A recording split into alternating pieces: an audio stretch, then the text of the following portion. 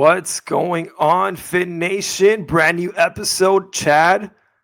Brother, we got him. We got Malik Willis, man. Are you ready to talk about this? Juan, we did it. My brother, I am so pumped. For the audience, we got a new background. We got a microphone. I don't even know what to do with myself. I want to carry this thing around. I want to be out here talking on it and trying to not get too far away. But how are you doing, Juan? Before I get into this, how's life, my man? Man, life is great, man. As always, we had the prayer before we start the podcast. I'm super stoked, super excited. Great week, man. A lot of Dolphin news. And, man, I am just excited, dude. Are you pumped? You ready to get this podcast going? Dude, I'm so ready. The reason I'm ready, look, I'm even moving my microphone. I'm trying to make sure that everyone can hear this. I'm so pumped, Juan, because what's the best way for me to say this? I didn't think this was going to happen. In fact, you and I got on this, and we talked about Quinn. We thought it was going to be Quinn. And the reason I thought that one was because where's the money going to come from? How are we going to facilitate this? And sorry, Kyle. This is my boy Kyle. I was worried about Arizona, and I'm thinking about it. I'm like, why was I worried about Arizona? Yeah. They have Marv. They have Trey McBride. They have all these people. But one, what I should have known was that we have John Eric Sullivan and Jeff Hafley. Hey. And if I'm keeping it a buck, if I'm notching W's, what better way to show that these guys know what they're doing and that they got a little bit to their spine than them being able to bring in our guy, Malik Willis. I'm elated, Juan. Talk to me. Dude. Really quick, before we start, we got to show the audience the intro here. Guys, this is brand new FinsUp Talk. This is a brand new Dolphin team, and this is a brand new FinsUp Talk. I hope you guys are ready. Here we go, guys.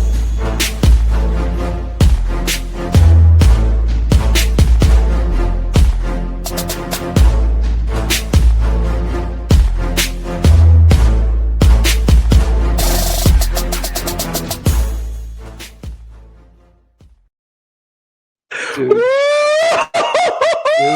I'm pumped, bro. I am pumped. Come on, man. This is I can't even. I'm at a loss for words right now, man. I went to Reddit, right? Maybe that was my mistake, and I saw some comments where there's always those negative people out there, and I told myself, "You're not gonna bring me down, man. I'm not going down with you." I know what this means, right? So we look at other organizations, and they, you have some of the names that I saw: Brock Osweiler, Matt Flynn, yeah.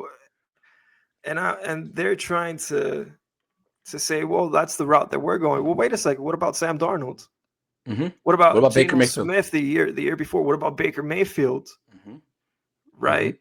Mm-hmm. You look at these success stories and you want to equate our move to the moves that didn't work. No, this is a brand new Miami Dolphin team. Mm-hmm. All right. And we're getting the Green Bay Packer blueprint implemented here. Okay. So it's a new day. I am so stoked. This has to change the mock draft. This has to change the direction in which we're going to proceed with who we select. I actually think we might go for a receiver in the first round now. Even though we got Tutu Atwell. Even though we got Tutu Atwell. We got Malik Willis. We got somebody to spread the field. And Tutu Atwell. We got Jalen Waddle. The focus is going to be there to re-sign Devon Achane. And, man, I'm going to probably say this. If there's an over and under for me, it's probably going to be around 50. We got Malik Willis. How many times am I going to mention his name today? It's going to be a lot. Okay, we're going to be talking about the defense, and I'm going to say, and I'm excited. We're going to draft a corner. Don't forget about Malik Willis, okay? Don't forget about I'm going to throw it in there. Come on. You're gonna salt bay it. You're gonna throw a little sprinkle every time. Hey, every single opportunity I get, because my mind was all over the place. And listen, we could still get a quarterback, but now Yeah. it's not. We're not going to have to force the issue. Now, if it's a third round and we feel very good about, who knows, a defensive end or offensive tackle, and Drew Adler's there. Yep. Yeah, I still like the idea of getting Drew Adler. Of course. But if you feel that it's a better option to go 4th or 5th round for him, now you could wait. Now you don't have to press the issue. So very excited, Chad. I want to hear your take on this, because we didn't think it was possible. We thought it was a foregone conclusion. But how do you feel about this? I everything you said is absolutely right. I think I'll say this for the people, because I've been Juan. I did the same thing. I didn't go to Reddit. I went to Twitter or X, whatever you want to call it. The people that are out there that are like, we messed up. This was supposed to be the mulligan year. This was the year that we stripped it all the way down. You trade Minka Fitzpatrick to the Jets, which we're going to get into that. We are going to get into that. You release Tyreek Hill. You release Tua Tagovailoa. You release Bradley Chubb. You release all of these players on our team. And it was the perfect time to tank. Well, I want to go through real quickly before I get into Malik, the idea of tanking, the perfect storm. When you're thinking about tanking and you're thinking about intentionally losing, you're telling professional athletes first and foremost, you need to intentionally lose. How has that worked out for teams? Last year's team, or I should say actually this season, everyone thought the Jets were going to be the worst team in football. They even tried to lose. Who has the number 1 pick, Juan? It's the Raiders. It's the Raiders, okay? No one thought the Raiders were going to be the worst team in football. In fact, we all thought them trading for Geno Smith, them getting Pete Carroll, they were going to be a better team. Now let's go to last year or the season before. Everybody was like, man, I don't know about them Giants. The Giants feel like they're going to be the number 1 overall team. Where did Cam Ward go, Juan? Number 1 overall, Tennessee Titans. So the last 2 years, the teams that were trying to lose, the teams that were supposed to be the worst in football, you're telling me that they didn't get the number 1 overall pick? Because remember, the Cleveland Browns were intentionally trying to lose too. How did that go? So here's my thing to all these people that are saying we messed up. We should have not signed Malik Willis. Do you understand how difficult it is to be the worst team in football? When you have players like Devon Achane, Jalen Waddle, Pat Paul, Aaron Brewer, when you have Jordan Brooks, when you have Zach Sealer, when you have all of these players, you think that we're going to be bad enough to be worse than the Jets, the Browns, the Cardinals?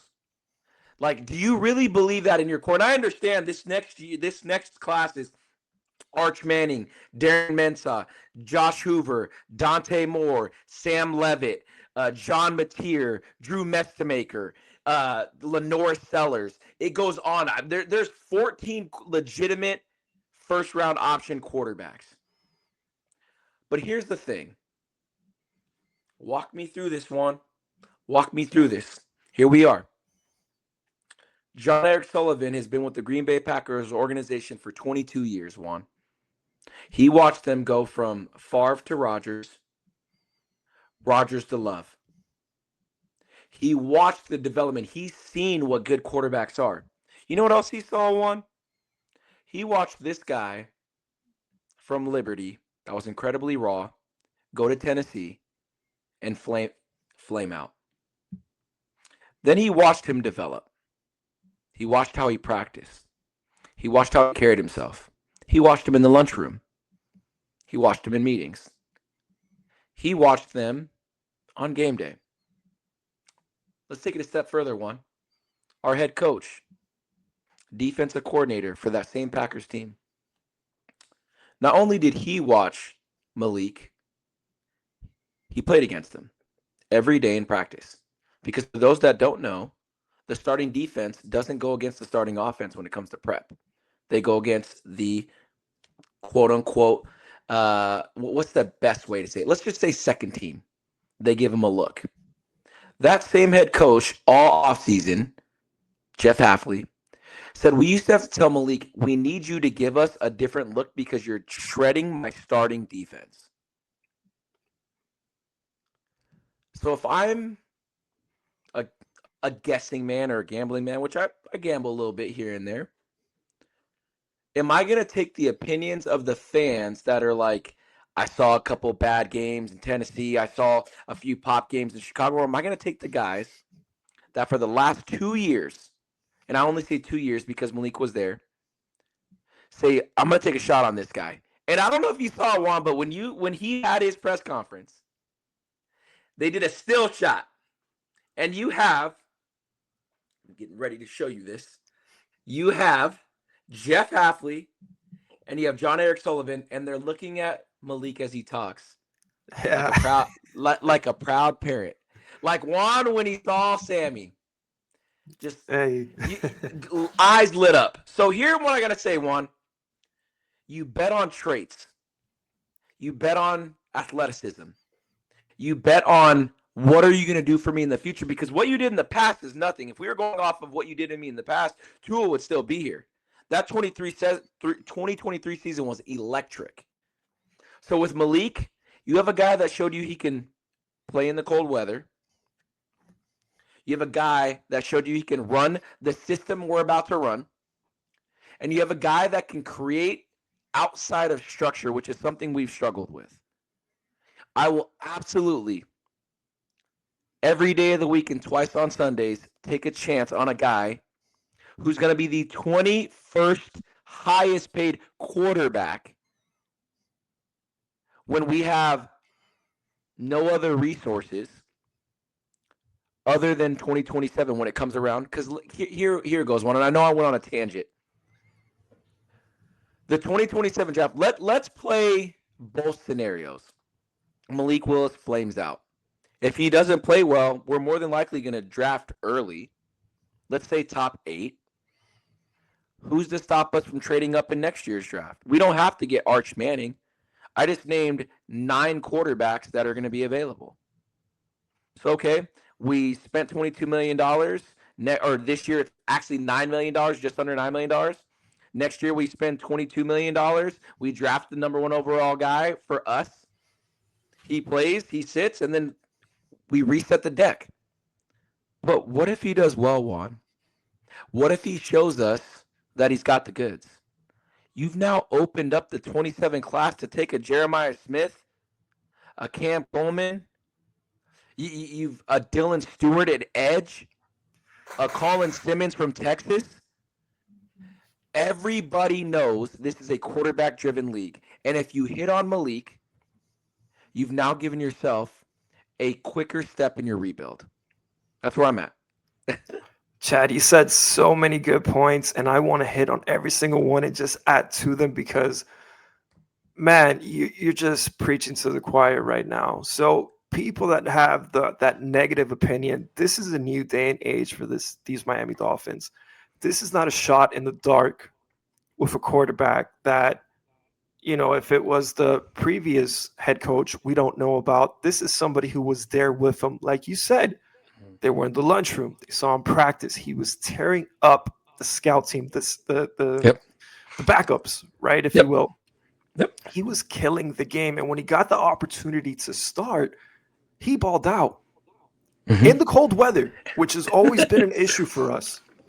Yeah. So for me, I'm looking at this and I say, okay, how high of a risk are we taking? The 21st highest paid quarterback in the league. 21st. And the contract, the way it's set up, it doesn't put us in a tough cap situation where in 3 years, scratch that. In 2 years, if it doesn't work out, we're in the same scenario that we are right now with Tua. But if it does work out, we're in a very, very good spot to build a team around him. You mentioned teams and tanking, why it doesn't work. Let's look at some of the teams that have had success where they traditionally have tried to tank, and it never ends up well for them. In my mind, I'm thinking about the Detroit Lions. Yep. How long did those guys think? And they just consistently, I don't know if they tried to tank, but it looked that way for a very long time. And in comes this new head coach. They trade for Jared Goff, and they're getting winners in the first round. They're just building that. I don't even want to call it a rebuild. That was just amazing what the Seahawks did. They're not one of the teams that traditionally tank, but they did a great job. The Cardinals, they've stunk since forever. Chad, you know that. You're out there in Arizona. You know these Cardinal fans as well as anybody. When they made it to the Super Bowl, who was their quarterback? It was Kurt Warner. It was Kurt Warner. And those guys traditionally try to tank. The Giants, you thought that they were going to go the same route. To your point, the one that everybody wanted was Cam Ward. Yep. They got Jackson Dart. Yep. And now look at them. Those guys are set. They got Harbaugh. Mm-hmm. They have an elite receiver. They have a very good defense. Now they can take some chances when it comes to the draft.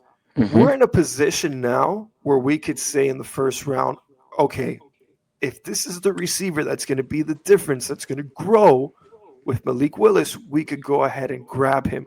I'm not saying that's going to be the case, but now you have some more options. You're not limited. I know we have a lot of holes to fill, and of course you still want to build in the trenches, but if the opportunity is there because you did the scouting, you did your homework, and this guy's going to be the X factor, well, hey, guess what? Next season we'll trade up and we'll get a Colin Simmons, or we'll get Jeremiah Smith. We'll get a Jeremiah Smith, a Dylan Stewart, whoever that guy may be. We could do it next year because we feel that good about Malik Willis, and we want to show everybody what we got year one. You got Tutu Atwell, you got Jalen Waddle, you got Devon Achane, and now you got a quarterback that, correct me if I'm wrong, runs a 4.4, 4.5. That is a heck of a lot of speed. I thought, not the surf and turf, I'm sorry, the greatest show on surf. Greatest show on surf, right? I gotta say it wrong before I say it right because I'm thinking but it comes out wrong. He's excited. It's here to stay. We got a defensive minded coach, but he's seen what's worked. He has the carryover from the Mike McDaniel's coaching staff. It looks like we're going to go ahead and mimic what some of the good stuff that we did last season and continue to build with that. So I'm very stoked, very excited about it. But Chad, I am with you. I am not going to listen to fans, and I am one of those fans. If you guys go back to listen to some of these initial podcasts that we had, Chad will tell you, and you could hear from me, straight from the horse's mouth. I was pessimistic. Man, I don't know about this guy, or I don't know about that guy. And I never thought, Chad, you didn't think either. Nobody thought. Barry Jackson is here telling us. We're hearing it all over the place. Malik Willis is not coming. Betting favorite to go to the Cardinals. Betting favorite to go to the Cardinals. DraftKings. Vegas is telling you this guy is not coming here. Vegas does not lose. No. That is a huge, huge win. I can count multiple big wins. We're keeping Jalen Waddle. We talked about this. The man is not afraid of competition. He's not. Chad, you brought it up. He played in Alabama. The guy's okay if we draft another receiver. He's okay being that second or third option. He wants to win. He's shown you that, and I don't blame him one bit if he says, "Hey, I'm in my prime right now. The Giants want me. They're much closer than you guys are." I don't blame him if he says, if he would have said, "Trade me." But it speaks volume. Hafley re-recruiting him to stay here in Miami. It speaks volume to get a quarterback like Malik Willis, where the rumor was they're going to pay him $30 million. Yeah, 30 plus. He says, "This is where I want it to be." Dude, that is music to my ears. That just feels amazing. I am super stoked. I don't know how many times I mentioned Malik Willis, but I am going to keep mentioning him. Chad, dude, I'm so pumped. I want to ask you, what do you think now? We just did a mock draft. We felt good about it. I went back and I started looking at it, and I'm like, man, if the Dolphins could do this would be good. We cooked. What do you think now? We got Malik Willis. Does this change at all for you now that we got Malik Willis? Yeah. Juan, I talk like that often, brother. Let me say this. only because it's top of mind. We also signed Jalen Tolbert. I don't know if you got to see that. Yeah. That's money. That is one of those underrated signings that we're not talking enough about, or that we probably won't talk enough about. Because I will say this about Tutu Atwell. I like it, but I was shocked. I was shocked because our Sully came out and said we need to add size to this room. Tutu Atwell is 5'8" and 155 pounds soaking wet. But what he does is and this is what's funny to people, he does play on the outside. He does play in the slot, but he plays on the outside because of what he can do from the speed element. We have a quarterback that can throw a deep ball with the best of them. So Tutu's going to help there. What Jalen does is that provides size on that perimeter and size in the slot. That's a 6'1", 200-pound receiver that is notorious for winning on 50-50 balls, going across the middle. You've seen him do his toe drag swag on the sideline. So that's one that I'm excited about. You mentioned the draft. I do not think this changes to where we're adding a receiver on day one. I will die on the Elijah Surratt hill.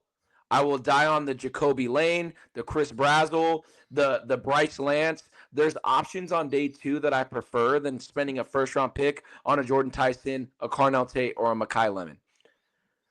What I will say, where I do think this helps us is I believe we fortify the trenches even more so now. If Francis Mauigoa is there, it's a lock for me. For me. And I know for you as well. I think the reason why, and I heard Big O talk about this, he wasn't a fan of us getting Malik because he feels that we're putting the kid in a bad situation. And I think our GM knows that. I think our GM says, well, we got to build this from the inside out. Those are his words, not mine. I think the same way, but those are his direct words. He said from the inside out. Inside out means the middle of your team. So we're talking center, guard, tackle. On defense, DT, defensive tackle, edge, or DN, linebacker, however you want to say it. Jonas Savaiinaia has not performed well. I told you that was my guy. That was the guy I wanted. But he's on notice. This front office did not draft him. Now, Austin Jackson took the pay cut to stay here, but he's not going to be here next year. So if you can take, unless he balls out, if you can take a Francis Mauigoa and put him at right guard, and if and when Austin Jackson gets hurt, slide him to right tackle, we fortified it. But what I think this does, Juan, is I think this allows us to truly go BPA, but we're going to build the trenches. Now, with all of that said, Juan, here's the caveat. We've been adding bodies to our team like people are handing out water bottles. Josh Uche getting signed. Us signing Juju Brents is obviously coming back, but us bringing in, I would literally have to pull up the list of it because off the top of my head, I can't think of every single one. But we did. Marco Wilson at DB. I know that at corner. Lonnie Johnson Jr., who played corner initially, but now he's out at safety. I think what they're telling us is they're not going corner round one.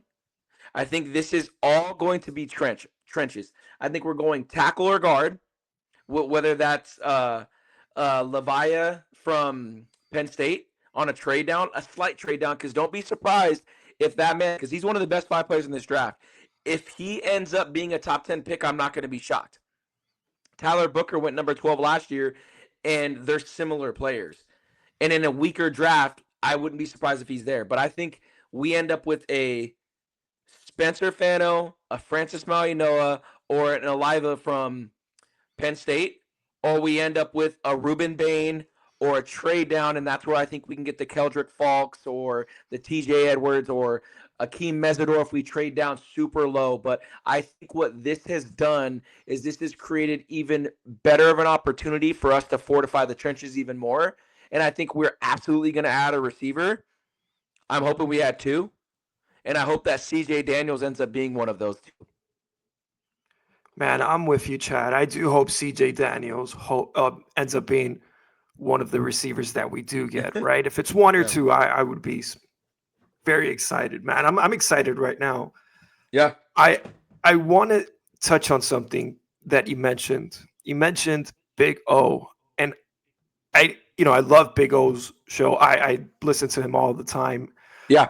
I don't agree with that take, and Okay. I'm listening to you. I know you don't agree with it as well.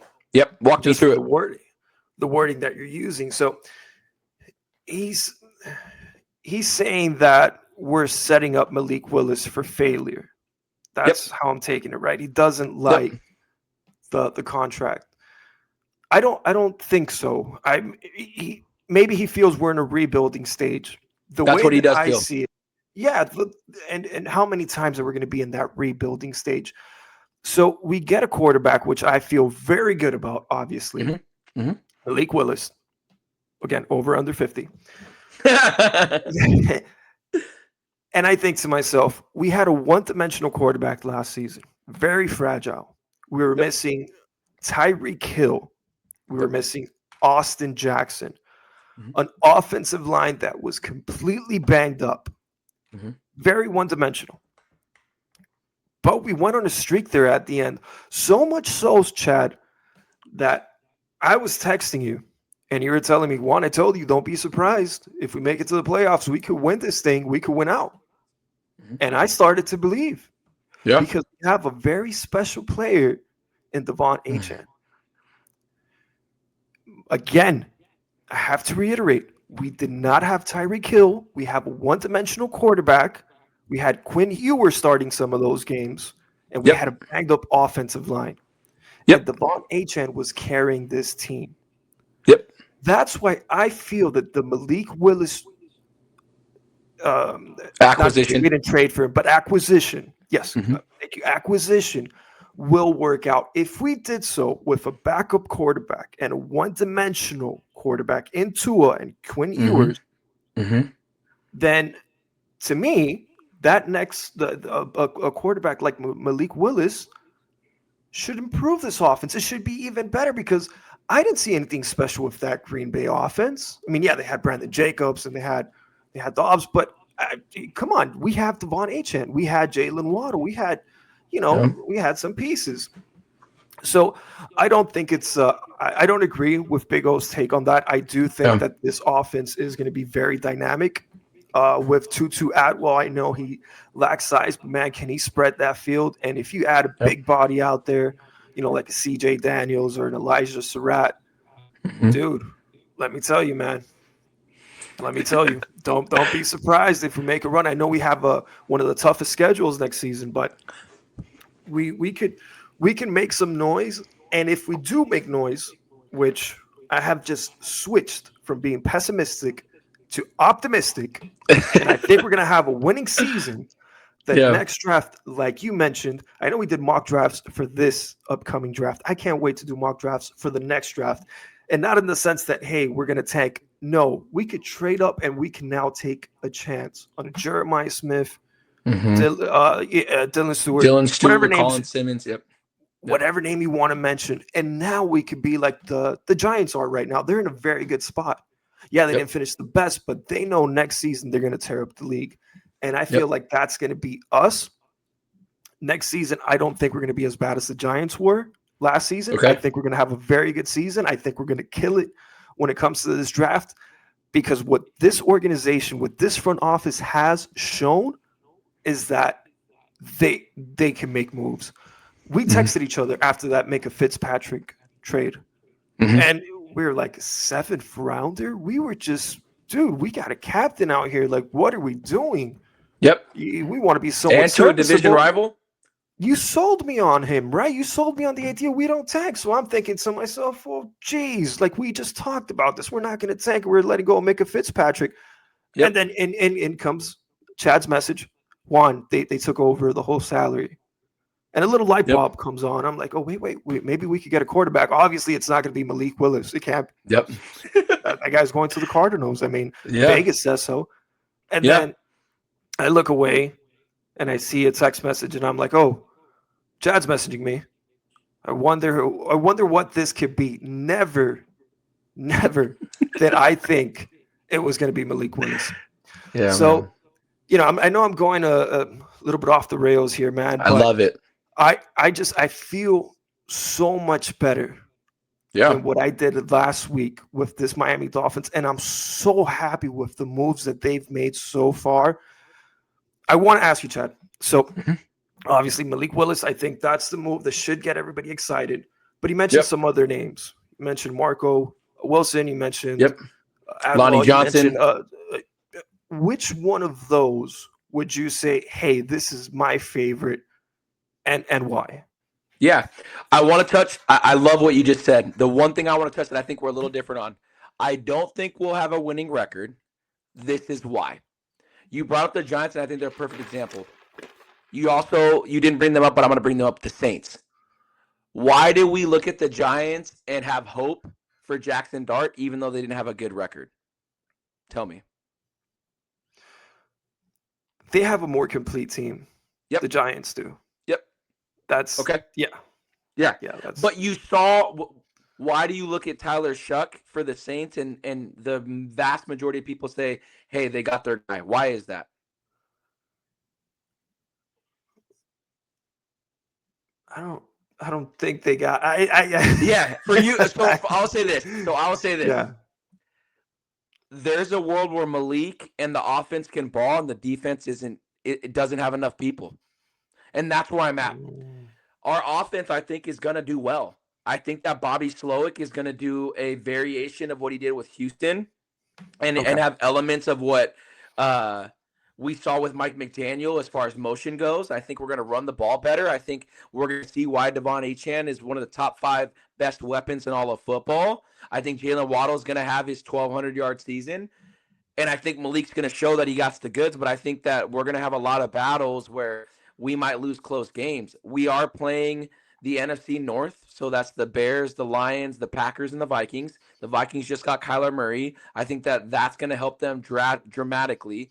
We play the 49ers this upcoming year as well. Like, we are playing good teams, and you can't count out, obviously, the Bills. The Patriots are good, and the Jets are the Jets. But I think there's a world where we could be where the Giants are now, where they're picking top 5, but they feel very, very good because they have Jackson Dart.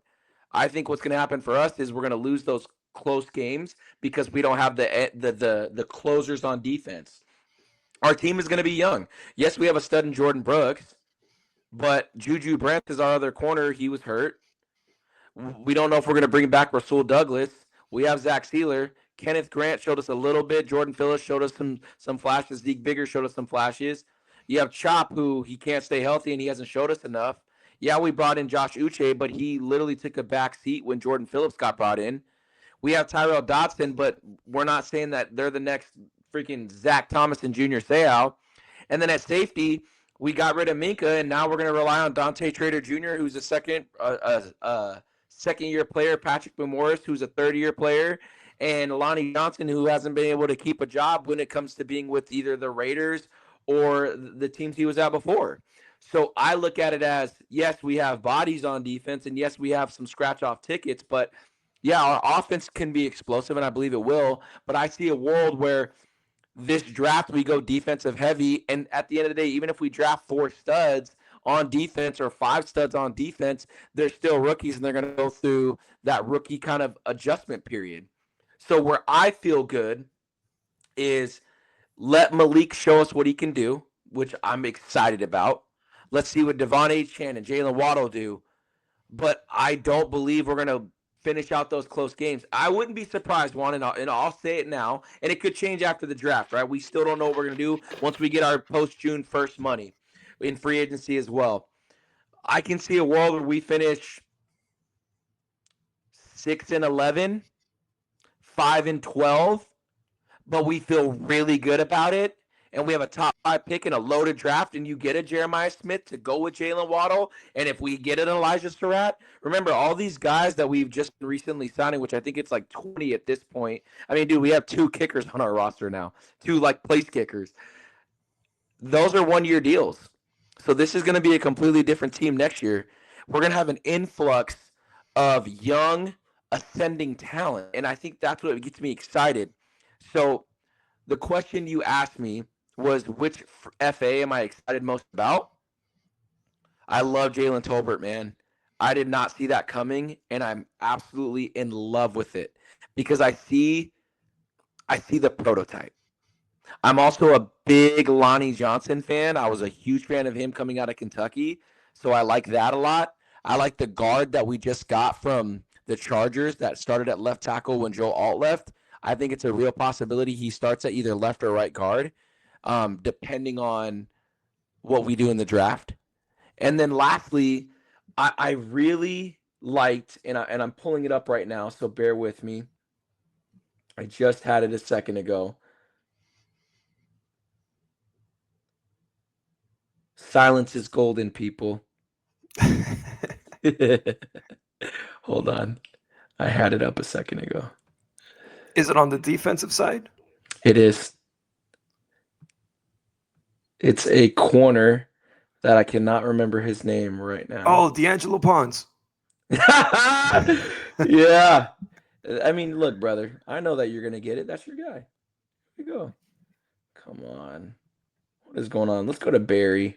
Barry's typically the one that knows his stuff. Yeah, it says 22nd player added. See, that's what I'm talking about. Come on, Barry. Shout out Barry Jackson for the Miami Herald. He knows his stuff, man. Yeah, he's been on point, man. He's just such a beast. So here we go. Thought this would be easier. Is it Darryl Baker? AJ Green? Nope. Keep going. Marco Wilson? Keep going.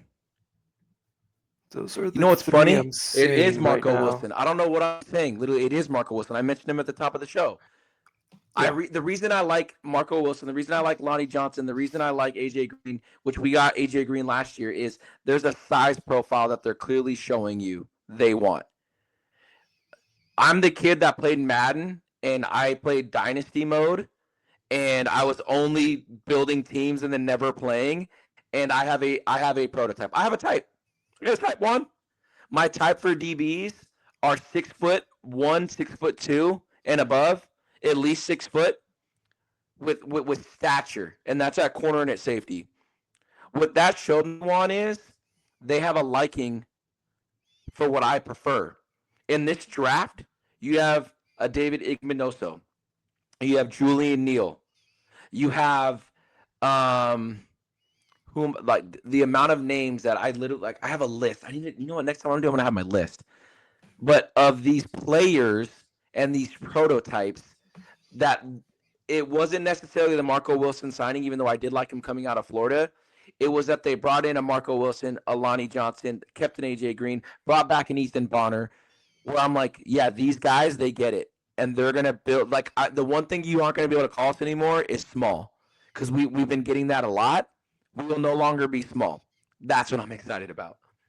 Heck yeah. No, and I'm with you. And, you know, just to go a trip down memory lane here, Marco Wilson playing for the Florida Gators, man, that kid has an arm. I don't know if you remember him grabbing the cleats versus LSU and throwing it to midfield. I love it. I'm not a Gator fan, so that brought a lot of joy to my heart. But hopefully he doesn't do that here with the Miami Dolphins. We don't need that. And hopefully it works out. Yeah. You know, he's a Gator. He was a Gator, but now he's a Dolphin. It's like the Mike Pouncey situation. It's like you're forgiven. You know, that's in the past. I remembered one of the other corners. So Takario Davis, Devin Moore, Malik Muhammad, and then Brandon Cisse. Those were the ones that are the size profiles that I prefer. And I think that's what we're going to get.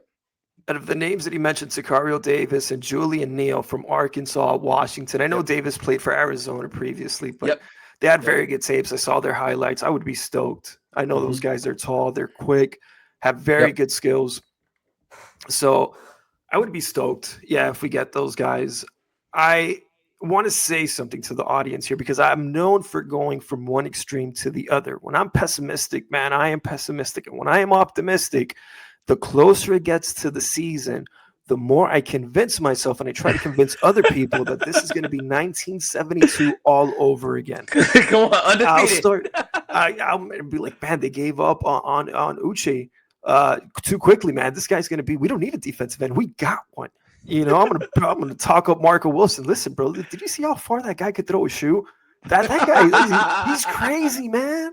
This guy's got it going on. He's gonna be insane out there. Yeah. So yeah, I'm exaggerating here a bit. The reason that I think that if we do end up with a winning season, because you're right, Yep. there are so many holes on the defensive side of the ball, it would be to the credit of Hafley's genius on the defensive side, because we got a defensive-minded coach where he could mask some of those holes that maybe we're not going to be able to address come this draft. Yeah. But if not, like you said, we'll feel good. It'll be a 6-11 type season where we feel very good going into the following season. And that is something to be excited about, which I am. So it's a win-win situation. It's a win-win situation. And it all goes back to we got Malik Willis. It all goes back to that. It really does. Yeah. I mean, now I'm not even joking anymore. You got a quarterback where if he puts decent enough numbers, which I think he will, I agree. now you could take some chances. As far as who I'm most excited about from the free agents that we got, I want to say, looking at the list here. See, Juan was smart. Juan pulled up the list. Man, I wanted to say Joshua Uche. I mean, I feel they gave up on him a little bit early. I don't know what. I mean, maybe I'm wrong, but I like the piece. I like the piece. It's a good guy to have, and like you mentioned, you can't count on Chopper Robinson. He shows that explosiveness. He gets to the quarterback at times, but he just lacks that size where, he does it at times, but then other times he just completely disappears from the field where, it's just a guy out there where he's not really doing much. What's wild, one, is I don't disagree with you. Like, I don't think it's crazy. And look at this. I figured out how to do split screen. Juan, we're changing the game, baby. We are my brother. It is dangerous hours. So I don't think that it's crazy to say that that's the one you're most excited about. And the reason I say that is because we watched Zach Steeler come here as a throw-in lottery ticket, and he ended up getting back-to-back 10-sack seasons. Yeah. Joshua Uche, his problem wasn't a lack of ability. It was the lack of being able to stay on the field. And I think that's another one where if we're looking at best opportunities, being able to see it, I mean, we just got from Baltimore. I'm going to do it again, Juan. You have the free agent list up. Who's the DN we just got from Baltimore? All right, let's go down the list here. Baltimore. We just signed them. Was it this week? Like, dude, as in a few hours it had to ago. have been this week, yeah. Yeah. David. I'm going to butcher the last name. Ojabo. He was a second-round pick from Michigan, and he was supposed to be that guy. His issue is he can't stay on the field. Those are the low-cost lottery tickets you throw in. People are like, oh, well, the Dolphins, we always are picking up a bunch of injured players. This is different. The players that we've been signing, first off, we're not signing them to $7, $8, $10, $12 million contract. These are vet minimum contracts. Yeah. These are guys that are 25, 26 years old. We can say, oh, well, we got James Daniels last year and he only played 3 snaps. You're absolutely right, but we gave him $8 million. Right. The thing I like about this is, let's say he does get healthy. Let's say he stays healthy. Let's say him and Josh Uche do their thing. Even if we don't re-sign them and they have good seasons, that all goes to the compensatory formula. So what I'm excited about is, like you said, Jeff Hafley is this defensive mastermind. He's going to get the best out of his guys. We're going to find out what kind of coach he is. If we do have a winning season, that means that our head coach out-coached. That's a good thing, people. What we got to understand is, if everyone wants to call this a mulligan year, then great. In this mulligan year, if we overperform, we're ahead of the rebuild. I'm not going to say we're retooling because I think that we did get it down to the studs. But here's the thing. The foundation this time is a lot different. We didn't have a Devon Achane in 2019. We didn't have our Jalen Waddle in 2019. We didn't have Pat Paul. We didn't have Jordan Brooks. We didn't have Aaron Brewer. We didn't have Malik Willis. I'm going to add to your 50 time on the over. What I get excited about this one is we did a full reset for the first time in 26 years. New head coach, new GM, new quarterback, all on the same wavelength. The one thing that you have to give credit to this front office and this coaching staff is all three of them, and I say three because Malik had to take part in this as well. They all believed in each other. You had Jeff Hafley, you have John Eric Sullivan, and you have Malik Willis, that they came in together. This wasn't Chris Greer, who was able to outlast Brian Flores, who brought in Mike McDaniel, who had already drafted Tua Tagovailoa, and the three had to figure it out together. There wasn't stipulations. You didn't have Jeff Hafley come in and say you need to bring Malik Willis. You didn't have John Eric Sullivan saying I'm going to bring in Malik Willis. Heck, you didn't even have Malik Willis say, "Oh, I'm going to Miami," because he didn't know. He might have known later on. But the fact of the matter is you have three people that have the same vision, that are on the same timeline, that are coming in. And the one thing I appreciate, Juan, and you're going to hear me say this when we live react to round 1, round 2, 3, and then round 4 through 7, because here I'm going to tell you people, we will be live streaming once it's over. And Juan, I don't care that it's going to be midnight your time. We're hopping on. Hey, I'm there. We're going to talk through this, and you're going to hear me say this. I want people that are going to pick their guys and have conviction. The one, what do they call it when you're that thing that your pet peeve? The pet peeve that I had with Chris Greer was after every time he'd come up and talk about his draft picks, he would always say, "Oh yeah, we had 4 teams call us saying, man, you got him." It was never like, I picked Minka because I love Minka. It was never, I picked Tua because I wanted Tua. And I actually should reframe to say that, because the one time Chris Greer did stand on a table, it was, I'm taking Minka Fitzpatrick, and that turned out pretty good. Yeah. What I believe we're going to get from John Eric Sullivan is we got our guy. And the first opportunity to show us what he is and what he's about was him getting Malik Willis saying, we got our guy.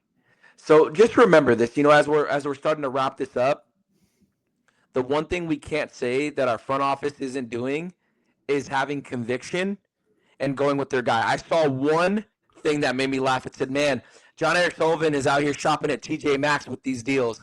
And brother, they had bags, bro. They had bags, and he's walking up with the bags. And it made me think, well, TJ Maxx got some good stuff. It's just on a discount. And I think that's what we're doing. Getting a Josh Uche, getting a Marco Wilson, getting a Tutu Atwell, getting a Jalen Tolbert.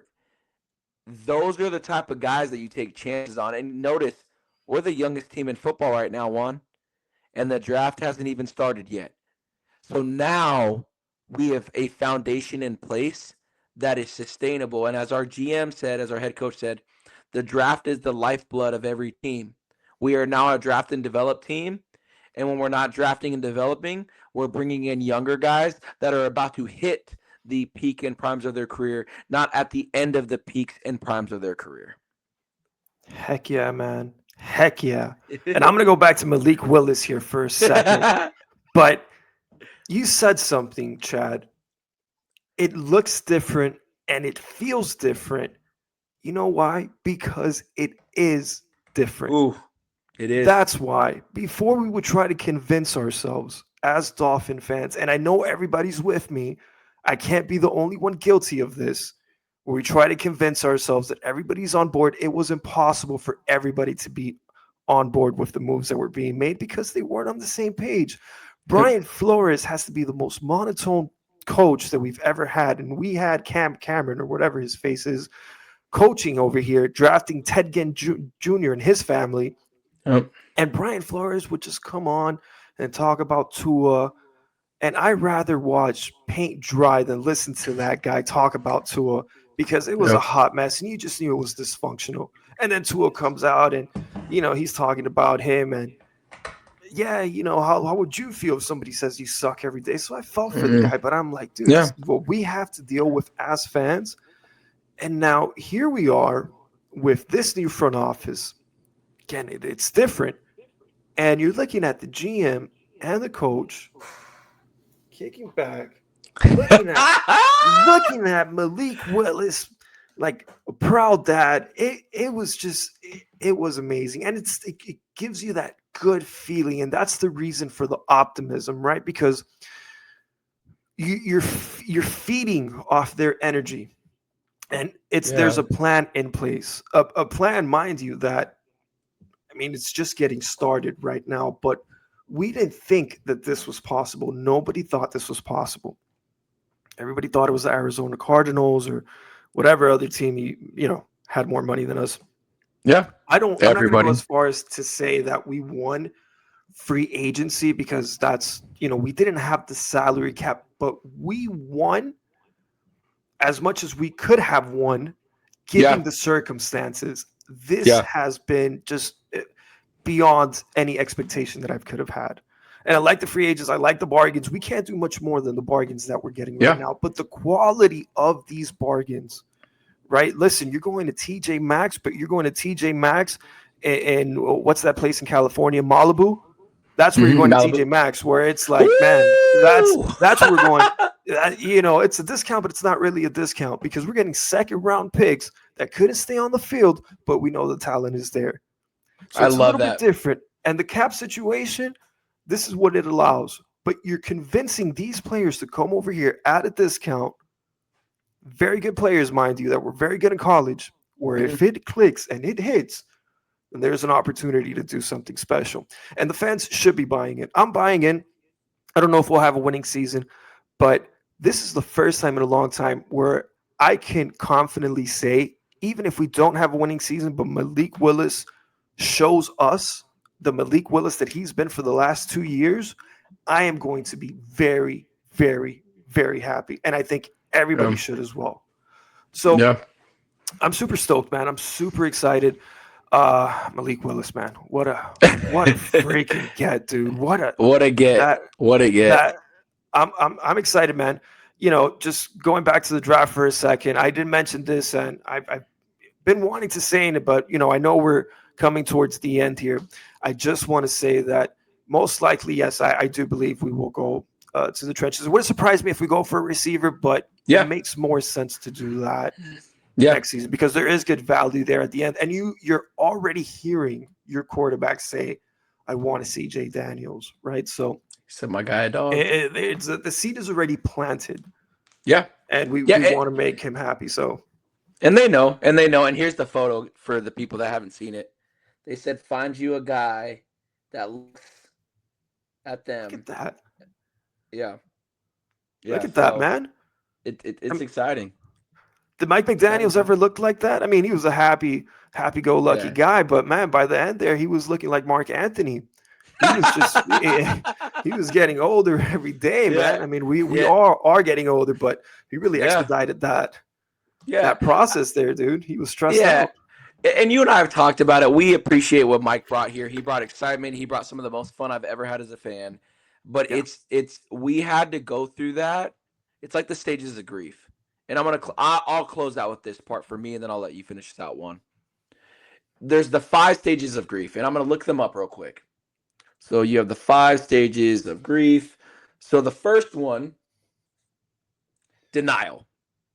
So as Fins fans, we've all been in the denial phase where it's like, we can't be that bad. We've also been on the we can't be that good. The second is anger. It's fair to say that we are all so jaded that anger is the first instinct that we have whenever it comes to anything that's Miami, which is why you bring in an uber physically gifted quarterback and you're still seeing angry fans about it. The third is bargaining, where we're trying to convince ourselves we're not that bad or we're not that good. The fourth is depression. I've been a Dolphins fan for as long as I've been alive. I will be alive 34 years this year, God willing. Depression is a Dolphins game can ruin my Sundays. A Dolphins game can ruin my Mondays. A Dolphins game has ruined my Thursdays.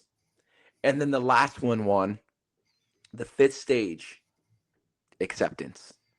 So here's what I'm going to say that the 5 stages of grief have done for us Dolphin fans. It has calloused us. It has prepared us. It has given us joy. It has given us sadness. It has given us frustrations. But the one thing that we now get to see is how is this thing going to be built when you have the right conductors in the office. We come from Green Bay. We stay in Miami. And the way for us to build this is to bring that Green Bay grit, that Green Bay structure with a little bit of Miami flash. So I'm excited because this is going to be the first time since the Shula early years that we have a front office in place that is going to fortify the trenches, is going to see where we are at and what we need. Because in those Marino years, it was high flying, it was great, it was exciting, but Dan didn't have the offensive line he needed or the run game he needed. Dan didn't have the defense that he needed. But you've now brought in the blueprint for an organization that the freaking Super Bowl trophy is named after, the Lombardi. So my excitement is that through the 5 stages of grief, we are at the acceptance. And now let's add in the 6. Let's celebrate a little bit, people, because I think we got some good ones in the front office.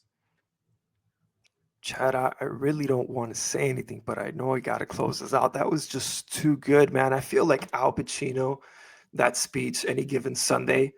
I just want to go out in the field, man, and just prove you right, dude. Like, put me in, coach. Man, that was amazing, dude. And you know what, guys? Listen, FinsUpTalk. This is for the fans, by the fans, to the fans. I'm only saying this because I got to close this out, but if you're left with anything, just whatever Chad said there at the end, don't forget it, right? Not whatever he said, but what he said. What he said, that was spot on. Guys, thank you so much. Appreciate you guys listening. Jesus loves you. Keep listening, guys. We're just gonna keep bringing good content, and we'll be back next week, God willing. Yes, sir. Yes, sir. Fins up, everybody. See you later, Juan. Guys.